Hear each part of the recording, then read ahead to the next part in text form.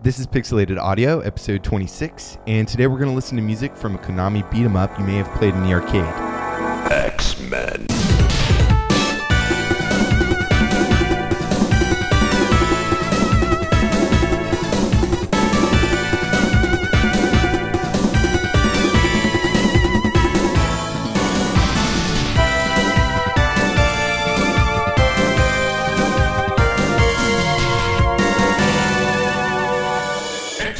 Thanks for joining in on another episode of Pixelated Audio, a bi-weekly video game music and retro gaming podcast. I'm James. And I'm Brian. Today we've got some music from the infamous arcade version of X-Men, developed and published by Konami in 1992. The track we came in with was attract mode music composed by Seiichi Fukami, Yuji Takanouchi, Junya Nakano, and Ayako Hashimoto.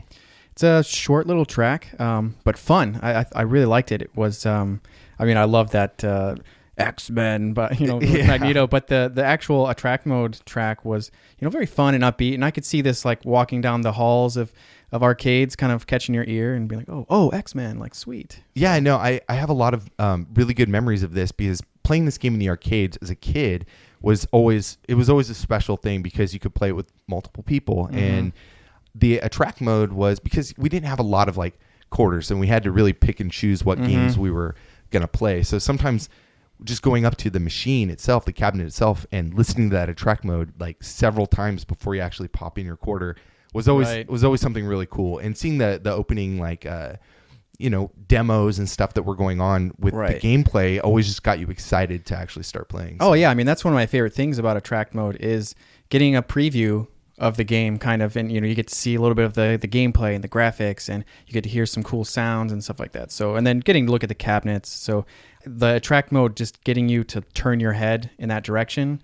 I could see this being a really nice track for that. It does have this kind of jazzy sound to it. It's really, late night with Conan O'Brien kind of like, I could see it. Yeah. Like intro. The band. Yeah. It's rad. It's a rad little track. And a lot of the music in this game is really fun and uplifting and fits with a Konami beat 'em up, I think. Yeah. And I think with 92, like X-Men hadn't really been branded with a sound or anything. So, they wanted to try something, and I think this works. Yeah, I think it's really good too. And especially because, these are American superheroes and the composers are all Japanese, and it was developed by a Japanese company. So they had to play with their own ideas and their own thoughts on and their own take on this. I'm sure the U.S. branch of Konami had a lot of influence on it, but a lot of it was up for them to decide on. I'm all speculating some of my ideas here, but I think that's probably how a lot of it played out in the early 90s. Yeah, because we see a lot of very American pop culture characters and stuff like that get made by Japanese companies, and some of them seems like they've done a lot of research or they've had a lot of input from the U.S. branches, but then you see some where it's like these are basically only character in look and they have nothing to do with any of the story or anything like that. But this, I think it fit pretty well. There was a nice blend of something a little bit new with some of the gameplay aspects, but then also it felt very true to a lot of the characters from the series. So I think one of the reasons why we wanted to kind of focus on this game is because we have a lot of good memories with it, but also we actually had some recommendations from some of our listeners. Right. So, somebody said on Instagram as well, like, hey, you guys should do an X-Men episode based on the arcade version. And, we started thinking, we're like, yeah, we've played this together so many times. We should just do it. So it was definitely one to dive into. Yeah. And like you said, we like us and a lot of other people have great memories with this game. But a lot of times you may not have listened to the music. So we thought this would be a great opportunity for people to hear the name of a game that they've played and have nostalgia with, and then to really get to focus on some of that music that made it great. Right. When was the first time that you actually played this game? I was very little. So it couldn't have been out for a super long time. I remember going to the VFW with my grandpa, and they had the cabinet in there. They had a couple like I don't know what a VFW is.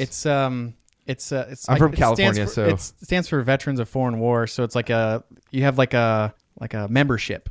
Okay. And it's like a bar when they have food and dinner. So people come and they have like raffle tickets and things. So it's basically a lot of older people get together, and he would take me there, and he would get like breakfast and stuff there. So I would be like, oh, can I have some quarters? And I'll go play X-Men. And they had, like I said, they had pinball machines and stuff too. So right. I remember my family would go there for dinner a bunch, and I would always be like, "Hey, can I go play while you guys are ordering?" And I would always play X-Men. So. Yeah. No, my first memory is with this. I mean, it was in just about every arcade. This game was extremely popular. Right. And both the different cabinets too, because this cabinet was very unique. We'll get into that in a little bit. But I think my best memory that I remember is we had a place called I think it was called like Malibu Grand Prix, and it was one of those mini golf and kart racing things, you know, for kids, and then arcades. And it had this huge arcade with some of the most obscure like arcade titles. And that's where I played a lot of stuff. And I think this game was also at Chuck E. Cheese. I'm sure it was. Yeah, if I remember correctly. And like, so for birthdays, you know, it was a great cabinet because everybody could just kind of get together and play this because you could have 6 players. So it was a good game for me to grow up and play. And I remember like we always fight over like where you could be because each on the control panel in the arcade, each character was kind of assigned to that area. So you know, if somebody had to pick be all the way at the end, well, they're going to be Storm or, you know, so it was kind of predefined. So picking your place and kind of wedging your way in there, was always the fun part. It's a neat idea because then you can, it's like, okay, I'm standing here now. We want to put in some more quarters. I'm going to flip over to this side and play over here. So, but I mean, it was the perfect IP for Konami to just get a ton of quarters out of people. I mean, every kid saw it. Yeah, and it was just X-Men. I mean, comics, action figures, all that stuff. There's just like for years and years and years, X-Men was huge. I mean, I remember having tons of X-Men action figures. I had a bunch, comics and shirts and backpacks and everything. So you see the arcade, and it could be years later after it came out, and you're just like, oh, X-Men, I'm totally gonna play this. So. And Konami had a pretty good run with their beat 'em ups like Simpsons Arcade and Teenage Mutant Ninja Turtles Arcade, and so this new kind of title that they're putting out was definitely keeping everybody's interest. So anyways, let's get into the gameplay a little bit. This game is a side-scrolling beat-em-up based on the Marvel X-Men characters, and depending on which cabinet you play on, you could do up to 6 players. And the cool thing about the 6-player cabinet is that it had this 2-screen setup that was kind of a double-wide type, very similar to the Tecmo Bowl setup. Yeah, this was a big draw as a kid, you know, having 2 screens side by side. It's like, wow, look how many bright colors are coming out and popping out at me at once. And not only that, you could have 6 of your friends or 5 of your friends play along with you. Right. And so that was a huge draw. Well, I mean, and this machine was huge. It was massive. So, I mean, just looking at it compared to other machines, it would draw your attention just because it was so big. I think it's a lot bigger than the Gauntlet cabinet, too, because the Gauntlet 4-player cabinet that was a massive cabinet at the time. Right. But this was even more massive than that. Right. I mean, we had talked about in our Punch-Out episode how Punch-Out was unique for having 2 screens, but it was a totally different type of setup. Theirs were stacked instead of side by side, creating this long horizontal view. Right. So you can choose 6 different playable X-Men to take on Magneto and the Brotherhood of Evil Mutants. And you have to survive wave after wave of minions like Sentinels. Well, basically only Sentinels. Yeah, mostly like 80% Sentinels at least. The control panel is really unique too. Like we said, up to 6 players on certain cabinets. There's a 8-way directional joystick and then 3 buttons. 1 button is for jump, 1 button is for attack, and 1 button is for your mutant power. And if you hit like attack and jump at the same time, you can do kind of like a stronger attack and stuff like that. The mutant power is really unique because it kind of, it's just basically like a special and where it deals damage to pretty much everybody on the screen. But that kind of depends on the character as well. Like certain characters have their own specials. Right, but you have to be careful with it because using that mutant power does take health from your character. Right. So it not only is it helpful, but it also is kind of like hurting you at the same time. Yeah, use it responsibly. Yeah, the game isn't completely in 2D though. It's kind of has that Teenage Mutant Ninja Turtles kind of feel to it where it's 2-dimensional, but there is a little bit of forward and backward movement. Foreground and background. Yeah, so sometimes like detecting, like hit detection can be a little bit tricky because you have to kind of line up with the enemies to make sure you're hitting them. The plot of the game is pretty basic. Magneto kidnaps Professor X and Kitty Pryde, and then the X-Men have to kind of go after him to get to Island M, and then later have the final showdown on Asteroid M. Yeah, and one cool thing about this game is that it's based on the plot of a 1989 animated TV cartoon pilot called X-Men: Pride of the X-Men. This isn't to be confused with the X-Men cartoon that we all grew up and knew and loved. Right. This is something completely different. This was done by a studio that had developed other Marvel properties into animated cartoons, but X-Men kind of came in towards the end of the game, and the studio didn't have the money to do this, so it got shut down. So, and another interesting thing is that this story for the plot of the cartoon and the game is based on the Uncanny X-Men numbers 129 through 139.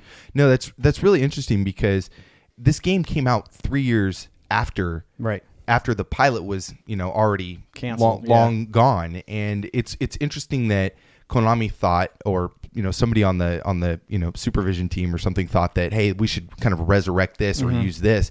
And maybe the idea was that, this is a one-time game. It doesn't have to have like this really intricate, long, detailed story. It can kind of be just kind of cut off after this game. We can kind of single it out. So that's why. The X-Men were already a rich, deep comic series with multiple offshoots like, X-Men, Uncanny X-Men, X-Factor, all these different, X-Force, all that stuff. So they have tons of characters to choose from. And I'm sure Marvel, they had developed that story for the pilot and thought, this is a good introductory story. It covers a lot of the bases. It's got the main group of X-Men, the ones that everyone kind of loves. It's got, Professor Xavier getting captured and Magneto being the main protagonist with all of his group. So the pilot was actually already kind of set up like a game. There was multiple bad guys to take on and stuff like that. So yeah, and even if you didn't know like this certain period of X-Men history, like the Pride of the X-Men, if you had no idea, even as a kid, like I didn't know about it, but like knowing X-Men, I already can right away connect with the characters. I know who Wolverine and Cyclops and Professor X and Magneto are. I already know kind of what's going on. And so it was easy to kind of relate to that, even though I didn't know anything about, Pride of the X-Men. Yeah, I mean, like I said, this was a pilot that never came out. So I don't think many people outside of the companies that worked on it knew about this specific story. And being involved with the comics, it's very hard to stay caught up on the stories, especially X-Men was always difficult because there was so many offshoot books and they all interact together. You would always be reading panels and it would have a little asterisk and it would say, see Uncanny X-Men, this number for just a regular X-Men book because the stories were so intertwined. So hitting that 10 issue series that was this direct story would have been kind of hard. So. Yeah, and the way I read comic books as a kid, I was all over the place because me I too. would borrow stuff from friends and I would buy a few like just random ones on my own. And so like I didn't really ever have like a continuous series that I followed. I just kind of skipped all over the place. Yeah, same here. And for me, I also find artists that I loved and it was like, oh, this guy's doing this series and this guy's doing this, he's doing an issue here. So I would pick up all kinds of different stuff all over the place. And, and I didn't have my own money as a kid. So I was kind of at the mercy of my parents, just like with games. If they didn't want to pay for them, then I wasn't getting them. Yeah. So. Anyways, we have some more music to play. Let's get into the character select screen titled Code 1012. And then we're going to play Here Comes the Hero, stage 1, and then Junk Factory, which is stage 2.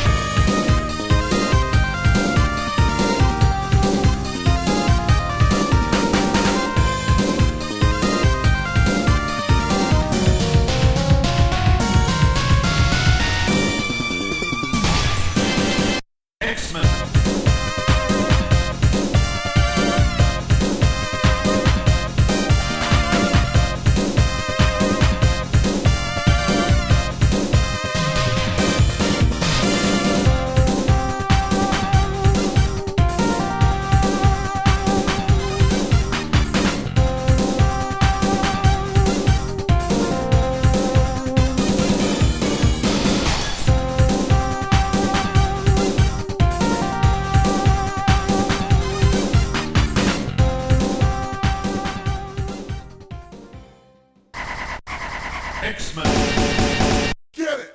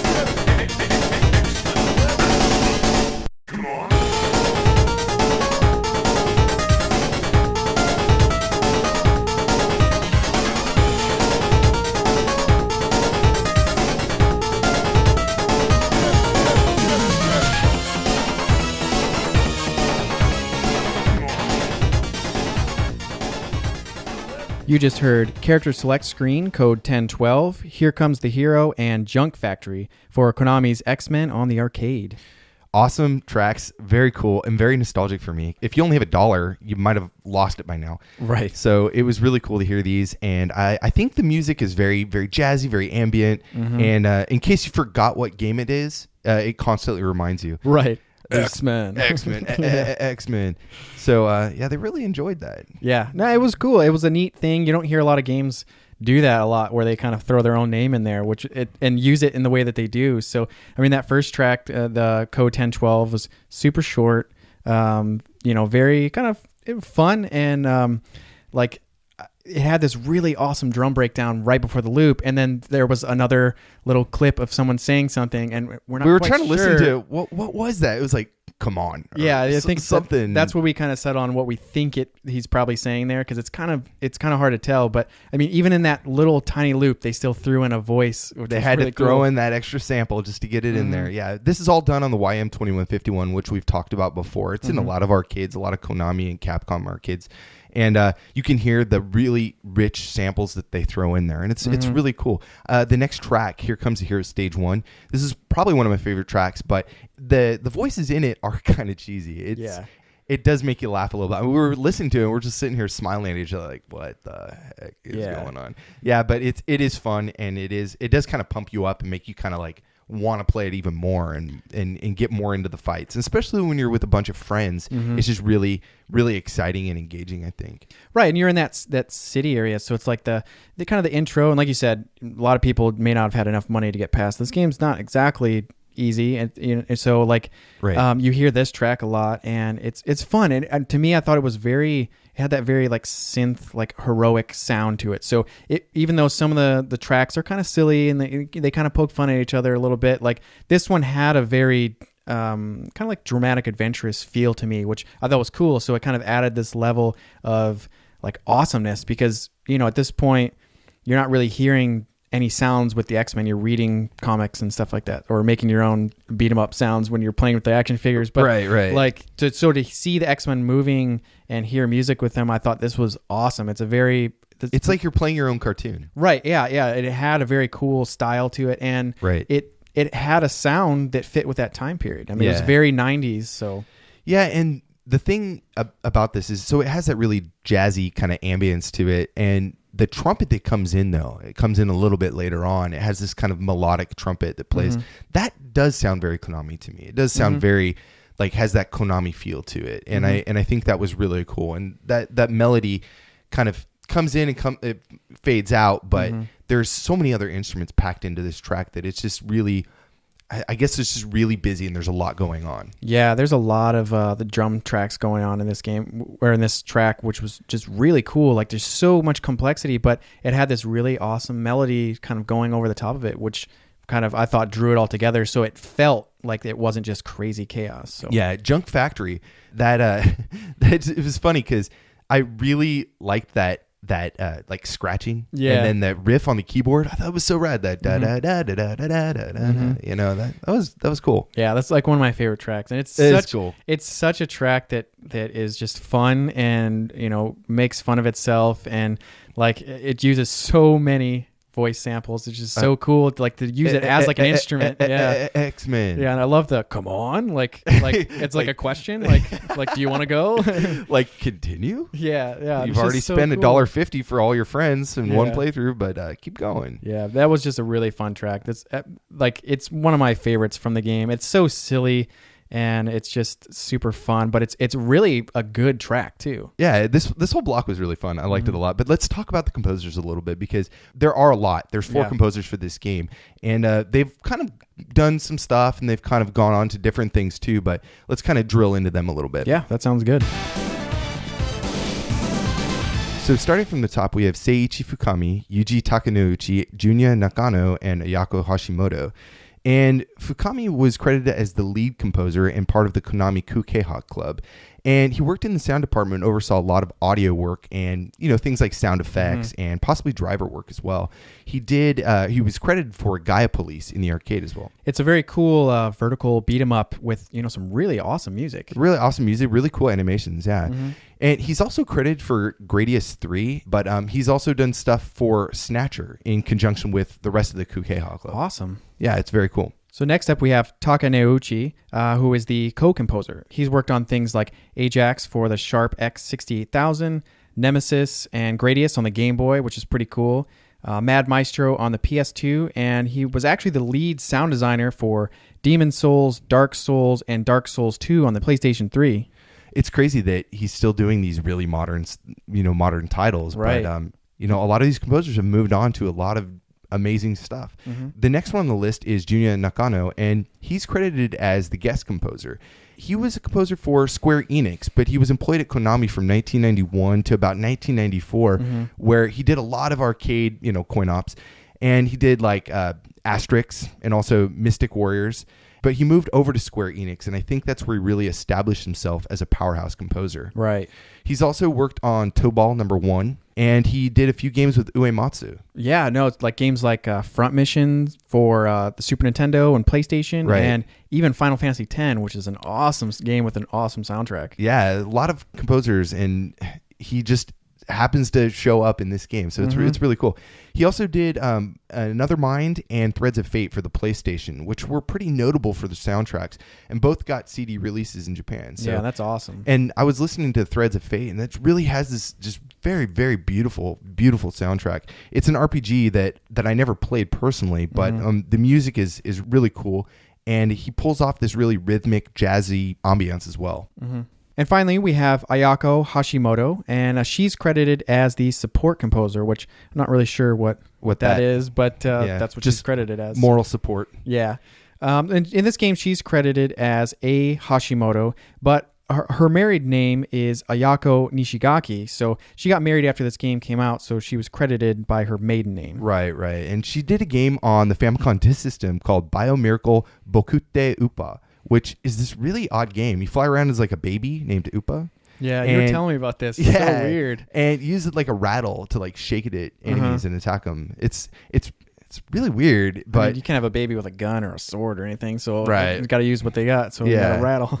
The funny thing is, though, that of all the games that never made it to the States, like Icing Shiniko or something like that, this game actually got a North American release on the Virtual Console for Wii in 2009. So weird. Yeah, I don't get it. Yeah, I didn't see that and when that came out on the Virtual Console, I probably would have just passed it. I'm like, I don't think I'm going to play this game. But I don't know. It might have to try it out because I mean the music for this game is awesome, so I might want to check some of that out. But we actually have some more music. Next up, we have Ambience of the Underground, which is stage 4, and Mountaintop, which is stage 5. So we'll be right back.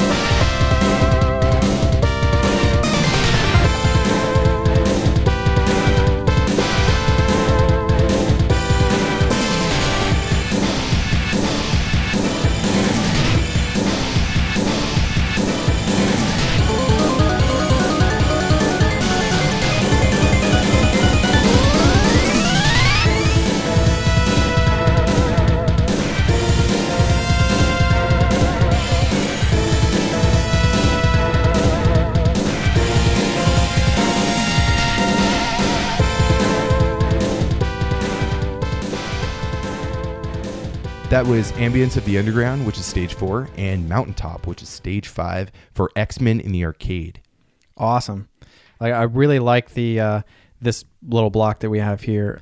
It's very heavy. This first track, the Ambience of the Underground, is very heavy, and it's got like still has a lot of drums like the earlier tracks. Right. And I don't know. It's like every time there's like a little gap in the music, I expect like a voice. I was just gonna say that. I was just gonna. You know what? Okay, so I'm gonna play this. I gotta play this for you now.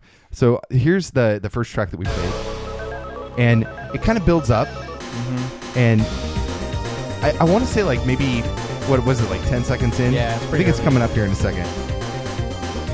Where is it?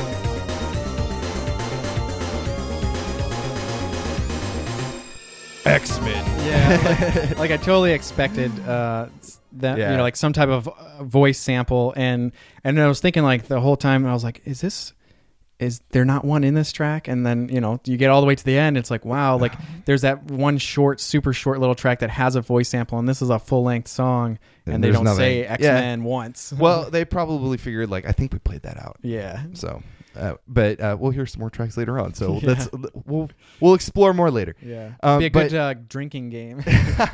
Listen to the There you soundtrack. go. Every time they say X-Men, take a shot. Yeah, so start the podcast over, and Yeah. every time you hear X-Men as a sample, go ahead and take a shot. Yeah. Be good. All right, yeah, so I like this track. It's really cool. The heavy bass line, I think, is pretty rad. I don't know. It's just a fun track. It's, you know, it's nothing amazing, but it is cool, and it's still a pump up track. Great for beat 'em ups like this. Yeah, I mean, it carries on the whole, there's a lot going on in the tracks. And for me, it transitioned kind of cool. And it was very heavy in the beginning, and then it kind of got a little more eerie feeling towards the end of it. And I thought that was a cool little transition that it had. So, like I said, it was a good track. But Mountaintop, that is a whole different story. That's a killer track. It's killer. It's got this really kind of distorted guitar that comes in, and it also has like a distorted bass, like bass drum. And I think that's so sick. It's really heavy metal. It's right. in your Yeah, face. it's super rock and roll. Yeah. I love that like kick drum in the beginning. Like it's because there's so much going on in the drums in a lot of these tracks. And this one, it had like, it stood out on its own, and it was there was less going on, so I thought it was just very cool. And then this track just blows your face off. And I had written down that I would love to see if it's even possible for a live band to play this. I mean, the keyboard's going crazy, and it's like, and I was just like, oh man, like you would have to have like 4 keyboard players to be able to do that. That was so cool. You know, the thing that kind of stood out to me is the leads and that synth, those trumpets that play. That man, this just screams Super Nintendo sound. Those that fanfare trumpets. Yeah, Nintendo had the kind of the trumpets on lock. Yeah, so it just, when I hear that, I'm like, oh my god, I feel like it's like a Mario Kart level, or you know, Donkey Kong or something, you know. And I like it. It's a really cool track, Mountaintop, stage 5. So if you've made it this far in the game, you know, playing it through MAME, that you can get this far, you know, no problem. But as a kid, this was, you know, quite the feat. But yeah, let's keep moving forward. I think now we should dive into some of the characters. There's a lot of characters in this game, so let's talk about them a little bit more. Yeah, we haven't talked about them yet, so let's do it.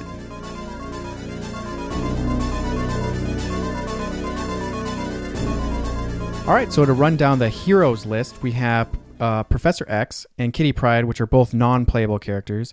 And for the playable characters, we have Cyclops, Colossus, Wolverine, Storm, Nightcrawler, and Dazzler.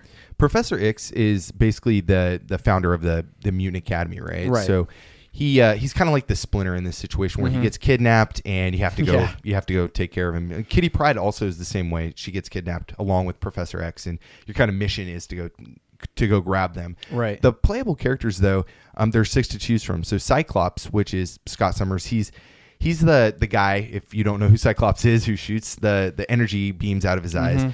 I always picked him as a kid, and I was always disappointed because his shot, his mutant power, it sucks in this game. Yeah. Like, it really does, because it's such a very narrow area. I could never really get it to hit my target. Right. I mean, so his mutant special was not very good. Plus, his actual just punching and kicking was terrible. Yeah, it's like he was punching. Like, if you look at the animation, it's like he's like seriously punching like 3 inches in front of his face. Right. And it's like even all the other characters have like a much longer reach distance. Yeah, I mean, it's just like he doesn't extend his arm at all, and even his kicks are kind of weak. So I was bitter about playing him, but I always picked him. Well, not always. It was between him or Colossus. But I was watching the attract mode, and I was just watching it kind of over and over, and I was watching. They did a demo with Cyclops, and he's badass. Yeah, like, he's destroying like, people. It's like all sorts of stuff. I'm like, how come I could not do that? Yeah, I don't know, like if it was programmed in exactly the hit detection, but he would look great in the demo. But I never want to play as him again. Yeah. But Colossus is really cool. So Colossus has, he's this Russian mutant that has this crazy strength, and he can turn his body into like this metallic form. And his special ability is like, it's crazy. It's like this raw, and it just destroys everything on the screen. So he had like probably the best, I think, a best mutant power out of the whole bunch. Oh yeah. They definitely use that. I mean, and that wasn't anything he did in the comics, but he was very cool. He had great, just regular attacks. He did these really cool, like grabbing people and punching them in the head, and jumping with like doing like the double fisted like axe swing with his hands and stuff like that. And he was just a really cool character. I always loved him in the comics, but it was really cool to see him in the game too. Yeah, I don't know what's up with the thigh high boots that he's wearing. That's I don't know. Well, I mean, a lot of these characters were designed back in like the 70s and stuff like that. That's true. That was cool back then. His costume hasn't changed a whole lot over the years, which is funny. Very David Bowie. It's cool. No, yeah, they were all like rock stars. But so next up we have Wolverine, which is a lot of people's favorites. He was always the one that I played as. And a little backstory on Wolverine. He's the Canadian mutant that has healing factor. So in the comics, he was very hard to kill. But his bones are also coated with adamantium, so he's got those awesome claws. So he's just like designed for fighting. And I always liked to play as him, so he worked really well. And his mutant power, he did like a crazy like swinging his claws around. He went like animal style, and it was really cool. This is my favorite version of Wolverine. This suit, this kind of like yellow and brown suit, like it looks the coolest. I think this is like when I envision Wolverine, like this is the suit that I envision. I love this suit, this classic style. Yeah, I mean, and this is for the whole game. A lot of the characters were the very classic. Cyclops had this classic outfit, right? Colossus, that was his introductory one, right. And same thing with Storm, our next character. She's a female from Africa that she can fly and control the weather, so she's pretty cool. I liked her sprite. She had a little bit of a thickness to her, which was really nice girth. to see. She had some thighs on her, and she was fun. Like she would send out these like purple tornadoes at people, and the tornadoes would randomly go to the people that are on the screen. So it was kind of like a homing missile kind of thing. The thing that kind of sucked about playing as her though is I believe, and I could be getting this wrong, but on the control panel, she was the character that was all the way on the 6-player cabinet, right? She was the player that was all the way on the right hand side, like way up all in the corner. Way in the corner. Yeah. Yeah. So at the place that I was playing this game, one of the screens was I think recycled from another cabinet that was really old. Yeah, that could make sense. And so like the left screen was like super bright and vibrant, and the right screen was like extremely like washed out. So whoever got stuck playing a Storm was always hating life because like their view was just this washed out horrible time. So I remember getting stuck playing a Storm a lot too, because you walk in, all your friends are playing this game, and you're like, well, I'm going to get in on this too. And the last character to choose is Storm. Yeah. But not a bad character, though. No, she was, like you said, she was fun to play as. She had a weird like cane or staff in her hand, too, that I don't remember her ever having any type of a weapon in the game. What was that all about? Yeah. And she didn't really use it to like hit people. She just kind of like held it. And so I don't know what was going on with that. But let's move on to Nightcrawler. He was actually one of my favorite comic characters. Like I loved Nightcrawler. Nightcrawler's cool. And I would sit and just draw Nightcrawler constantly as a kid.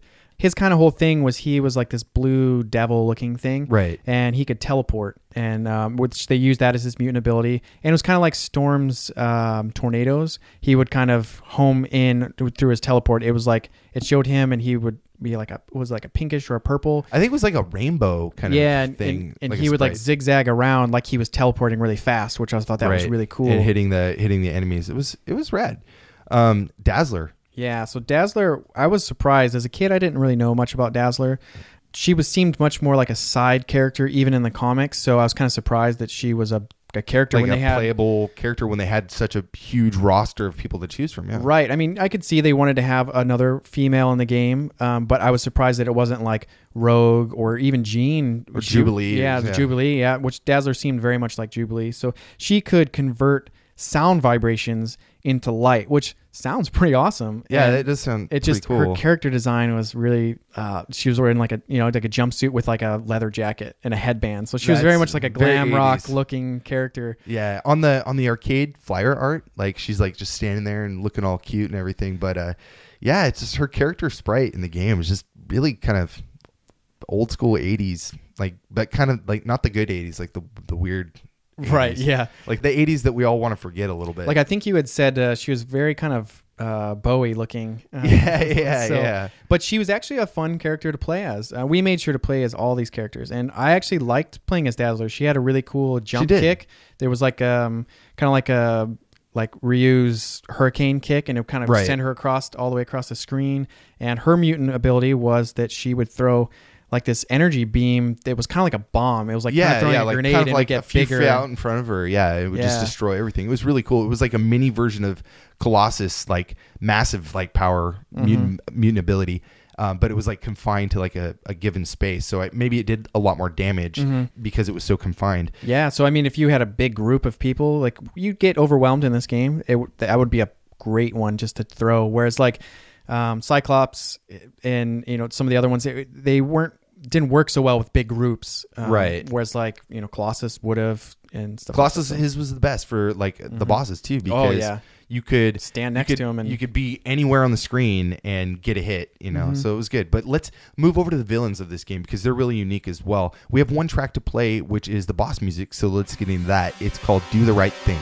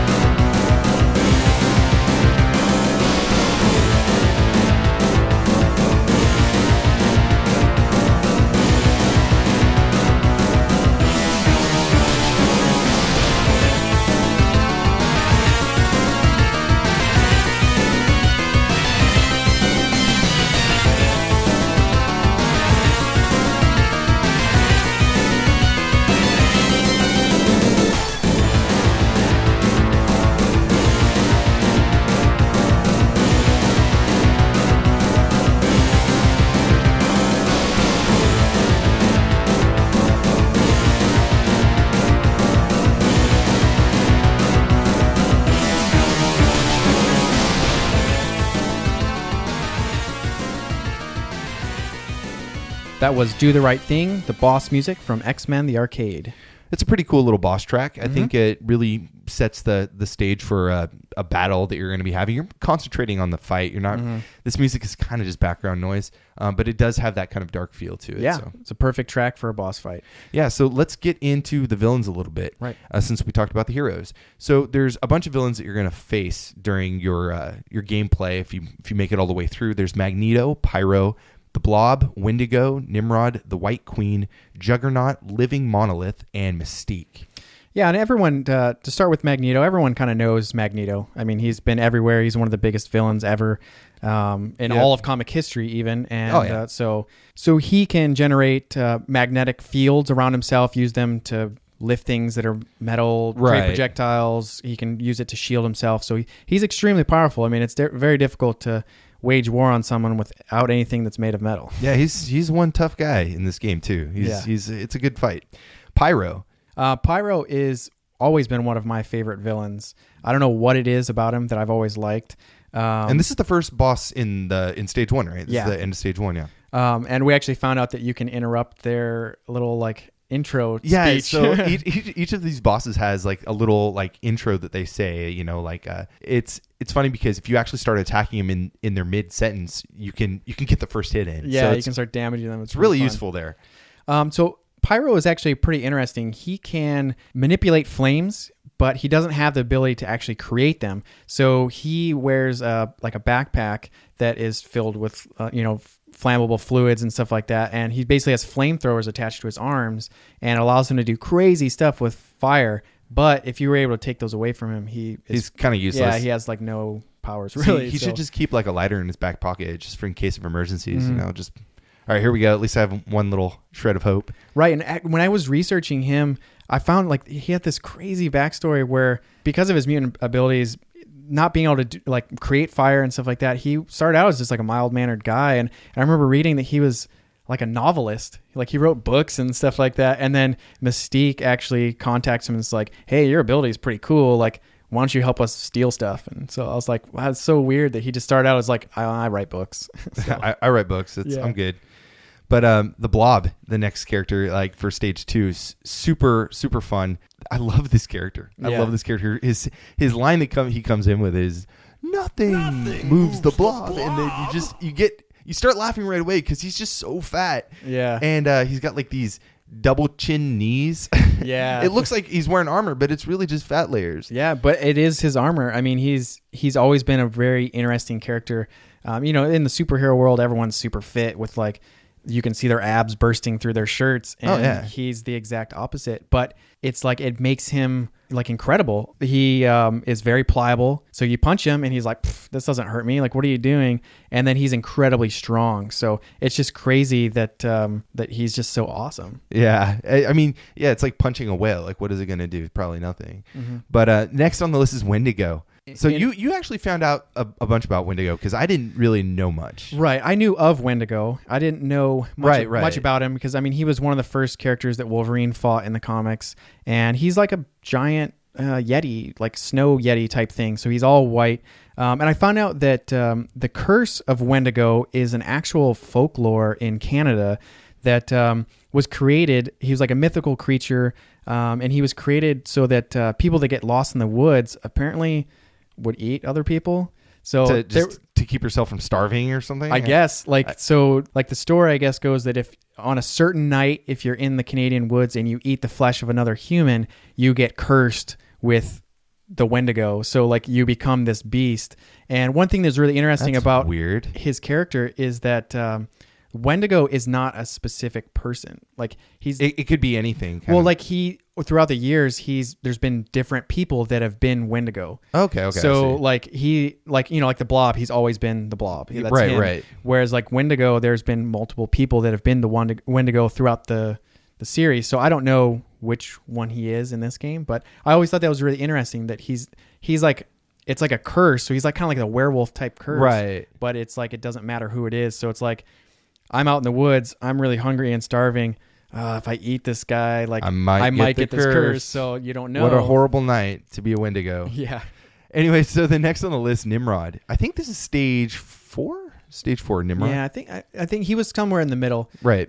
He's another character that I knew of from the comics, but I didn't know much about him. I've heard the name, but I don't know much. Even as a kid, I thought, Nimrod, like that's something that like my mom would call me if I did something stupid. Yeah. But he's actually a really awesome character. He is basically a sentinel from the future that can shapeshift and stuff like that. And he was sent back to eradicate all of the mutants. And then so he actually comes back, and through his artificial intelligence, he decides to change his own objectives.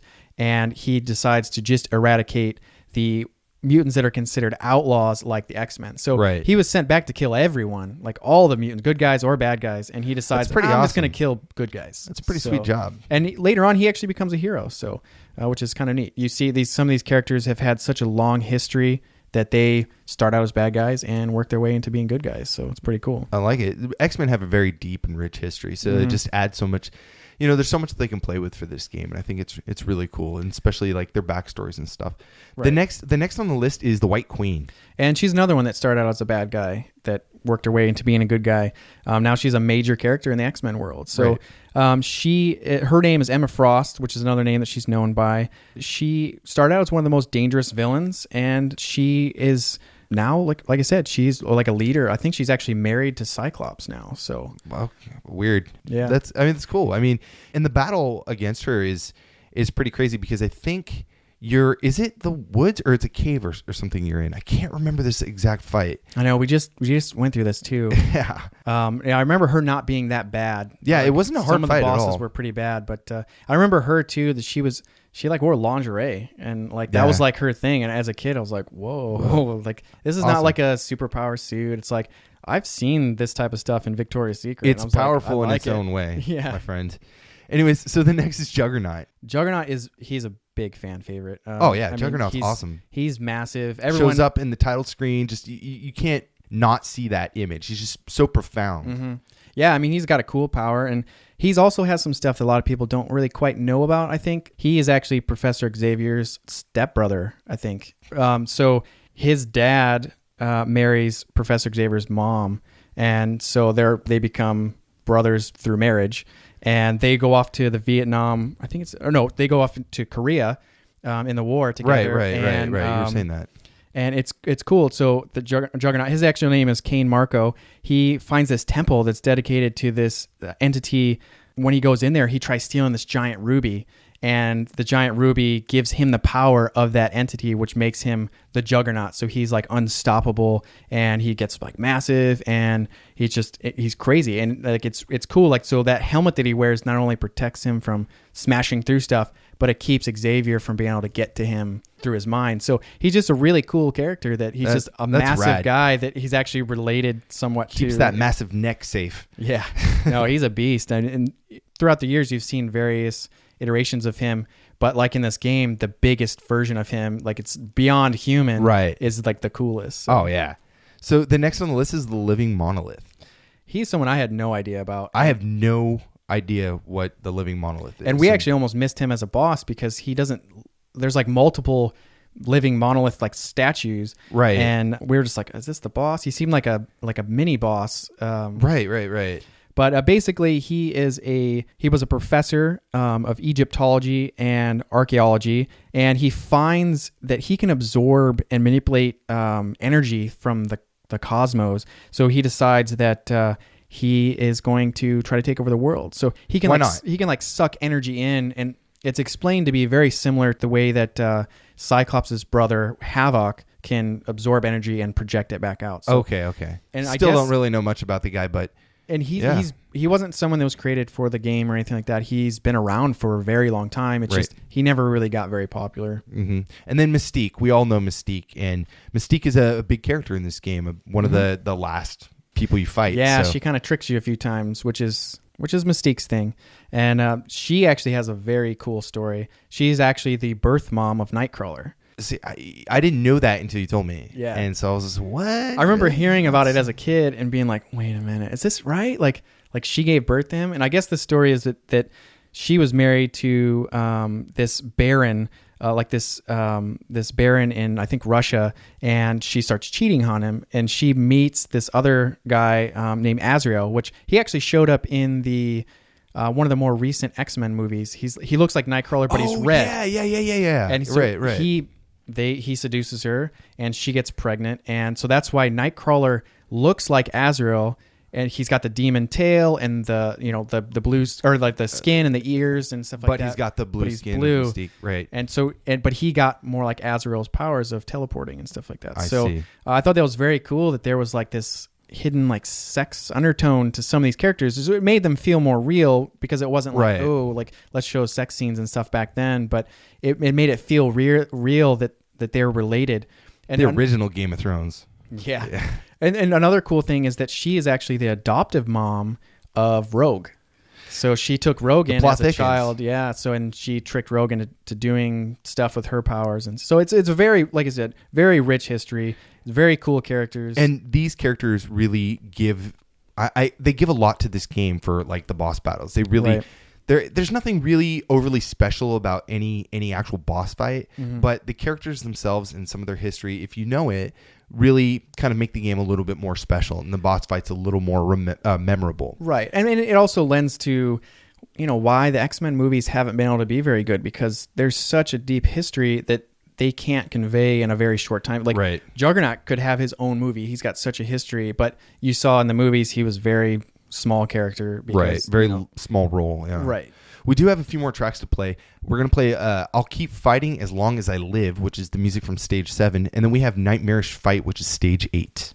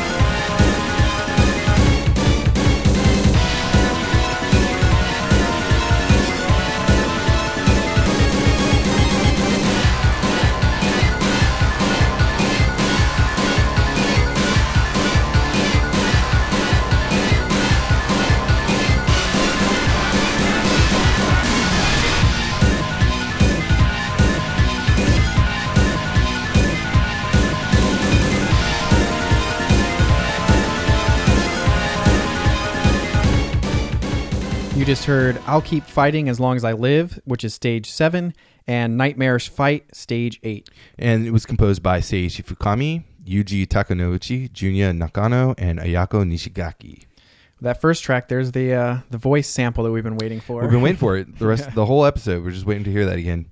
And there it is. Yeah, and this is a cool track. There's a lot less notes going on. It's very much more of a, I guess compared to the other tracks, a little more mellow of a track. A little more orchestral, I think. There was a lot more brass, a lot more keyboard and stuff going on. I liked it. It was a cool ambient track. It's good for a beat 'em up. It's maybe listening to out of context, it's a little bit weird, but it's I think compared to some of the other X-Men tracks, it's a little odd just because all the other ones they were throwing so many notes at you all at once, and this one seems a little bit less condensed of just slammed full of notes. So, which I liked. But the next track, Nightmarish Fight, was the exact opposite. I mean, that was hardcore. It was really, a lot of just very distorted synth sounds that kind of kept this uncomfortable feeling the whole way through. This is the last stage, so it's going to be they're really gearing you up for this last battle. So right. I mean, and for me,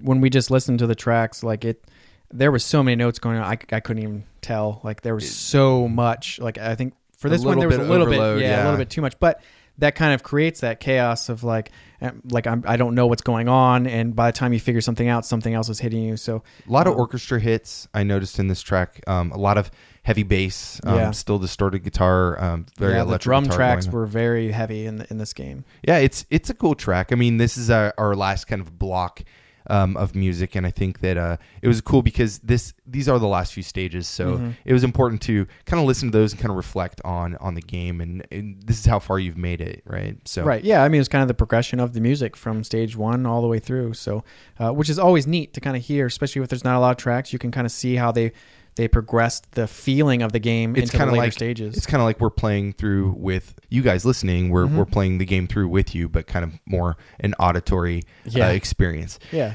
But anyways, the graphics and the stages make this game unique and make the game fun and very exciting to play. And so let's kind of focus on the graphics a little bit because I think this is something that a lot of people remember the game for. Right. The sprites were very well designed.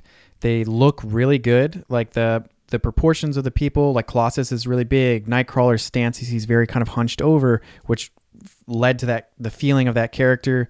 Even like Wolverine has this kind of hunch to him, like he is in some of the other games. Like the sprites gave personality to the characters. Right. You had mentioned how this is your favorite version of Wolverine. I completely agree. So it just kind of adds like they chose these different designs that had a history to them, and like Cyclops, it's not the most recent Cyclops of that time, and he's got like the blue head thing on, and I mean it was just very cool. I liked these versions a lot, so looking back, it just looks great. And the sprites, I mean, there's a ton of stuff going on the screen. Now, the stages are fairly simple. They're very detailed, but they're very simple. There's not a lot, I want to say, traps or kind of pitfalls. You said like environmental type things. Environmental kind of, I get to say disasters, really. Yeah. There's not a lot to be, cautious about other than the oncoming enemies. And that kind of made the stages a little bit dull to me. There's nothing dull about the artwork because it is very vibrant. It is very, very detailed, but there's not a lot of interaction and in the stages themselves. But they are very fun to play, and they're all very different. Right. Yeah. Like you said, they have a lot of really cool details, a lot of awesome destruction, but there isn't much to jump over or to really watch where you're standing. Like how in Turtles in Time, you could fall through the floor, or you could fall through open manholes, or jump over spikes coming out of the floor. Like there wasn't really a whole lot of that. So it, like you said, it can make it feel kind of dull because you're seeing just waves of different colored sentinels coming at you. Yeah, and it's kind of weird that Konami kind of went this route. It feels a little bit odd that they didn't use a lot more environmental things, because The Simpsons arcade, which they did I think a year earlier, and Ninja Turtles, which was like 2 or 3 years earlier, had a lot more of environmental impact on the player, and this doesn't. And so it was almost like a step back in that sense. But I think that we still remember this game for having just beautiful visuals and characters we love. And just a fun beat 'em up to play with friends. I don't know how well this would work if it were redone, but I mean, it was redone, but I don't know how it would it would play out like if you were playing alone or something. It's really a game to play with a friend. Yeah, no, yeah, and you could see that with the way that they built the cabinets. That it was 4 players, 6 players. They wanted you to play it together. And there's a ton of sprites on the screen at one time, which make the game really fun too. Now, I kind of have a gripe about the enemies, which is that it's you just play against sentinels, and these are for the most part, yeah. Yeah, I mean, there's a few lizard men or mutant lizard men. I don't know where that comes from, but on the island. But other than that, you're pretty much fighting sentinels the whole time. Yeah, I think there's like that jungle themed level was the one that had the most variety. I think it had like lizard guys. There was like these plant things, and then there was like these little mud things too. Right. I think would that like was the squeak only, when like you killed them. Yeah, it was the only level that did that. Yeah, and, for the most part, it's all sentinels from there on out. Yeah, like just color swaps and stuff like that. There's like 2 different kinds basically. So yeah, there's a sentinel that's just like kind of the hand-to-hand combat, and there's the sentinels that are a little more yoked out and have like the bazookas. And man, those guys are just so cheap. What a cheap kill! Like, you just walk up to him and like, there's nothing you can do because they'll just like kind of check you with the butt of their rifle. Yeah, they got such a long reach that you have to get in there and you'd be across the screen trying to approach him, and they'll throw like they'll shoot like a bazooka at you, and it's like, what do you do in that situation? But there's a lot of them, and the cool thing about them though that keeps it feeling fresh is not feeling fresh, but makes you want to keep going is the fact that the sentinels kind of blow apart. Yeah. And that's really, I mean, I could just keep hitting those guys all day long because their body parts, because they're robots, they just kind of blow apart in all sorts of different directions. You'll see like a sentinel's head like just rolling around and then explode. Yeah, and they had great animations for the sentinels. Like you could knock them on the ground and they could either fall face down or face up, and all kinds of different things, which it was really cool to be able to beat them while they're on the ground. Like Wolverine's like stabbing them, or like like Cyclops is like stomping on them or something. Storm has that thing where she like electrocutes them on the ground. Yeah. It's really cool. I thought that was a very cool touch, and the fact that they just kind of blow apart like that is really, as a kid, it's like, man, I just want to like destroy everything. It's like a bunch of Legos, just throw them against the wall. Well, and it allowed them to do that since they weren't people. Whereas like we saw with the turtles, the foot soldiers started out as people, but in the games they were turned into robots, so you could actually kill them. And the cartoon as well. Yeah, right? so it was violent, but not too violent. They could get away with like dismembering them without creating this horrible reputation of being an evil company who wants every human to die a horrible death. But anyways, we have one more track to play. It's called Fake Dance, which is the name entry screen. So let's listen to that and we'll be right back.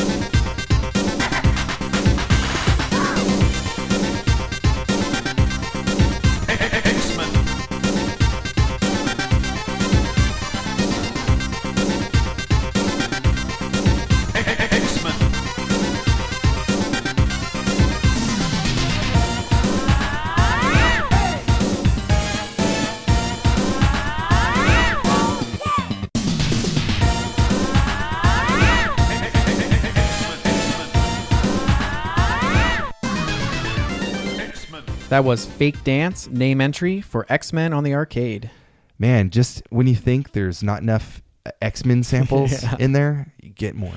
Yeah. We keep delivering. Yeah, no, it's awesome.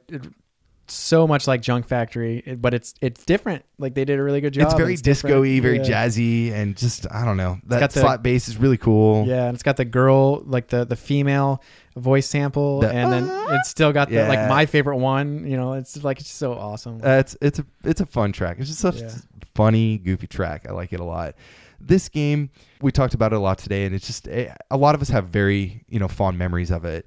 I personally, I love this game. I think it's really good. It's setbacks. It's like we were saying, enemies aren't very creative.